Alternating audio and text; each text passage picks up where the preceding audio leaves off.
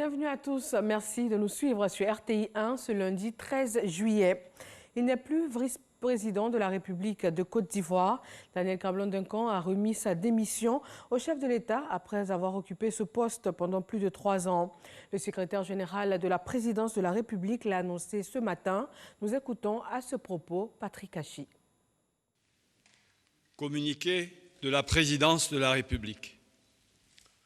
Le vice-président de la République, M. Daniel Cablon-Duncan, a remis au président de la République, son Excellence M. Alassane Ouattara, sa démission du poste de vice-président de la République pour des raisons de convenance personnelle, par une correspondance en date du 27 février 2020. Après plusieurs entretiens, dont le dernier a eu lieu le mardi 7 juillet 2020, le président de la République a pris acte de cette démission et a procédé le mercredi 8 juillet 2020 à la signature d'un décret mettant fin aux fonctions de M. Daniel Cablon-Duncan en qualité de vice-président de la République, conformément à la Constitution, telle que modifiée par la loi constitutionnelle numéro 2020-348 du 19 mars 2020.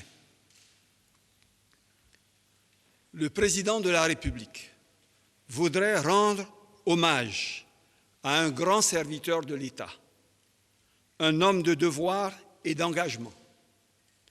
Le chef de l'État félicite M. Daniel Cablon-Duncan pour son importante contribution à ses côtés et au service de la Nation, successivement en tant que ministre d'État, ministre des Affaires étrangères, Premier ministre, chef du gouvernement et vice-président de la République.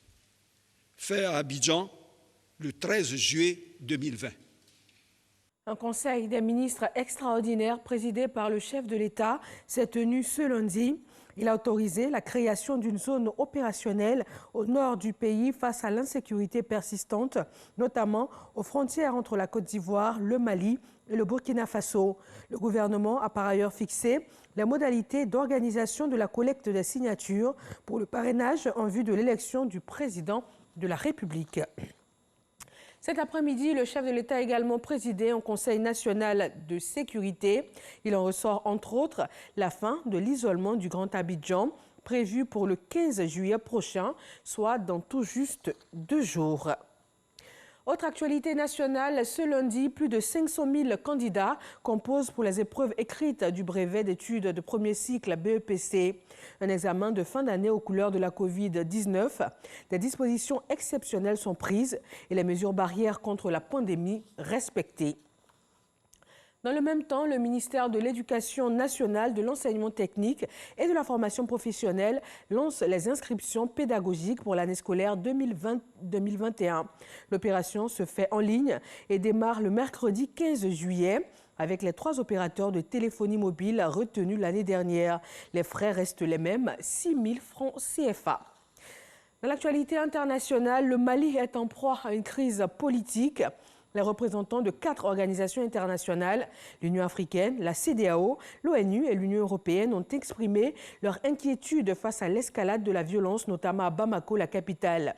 Dans un communiqué commun, ils se sont dit très préoccupés et ont condamné l'usage de la violence comme moyen de règlement de la crise. Toutes les parties prenantes sont invitées à la retenue et au dialogue, au moment même où la capitale du Mali vit depuis vendredi des heures chaudes. Les violences ont fait au moins 11 morts et 124 blessés.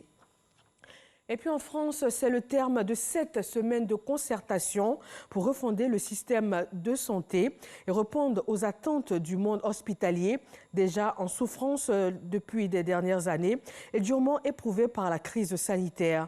2 protocoles d'accord ont reçu un soutien syndical majoritaire et ont été signés officiellement ce lundi. Et c'est tout pour ce bref point de l'actualité. Merci de nous avoir suivis. Plus d'informations à 20h, toujours sur RTI 1.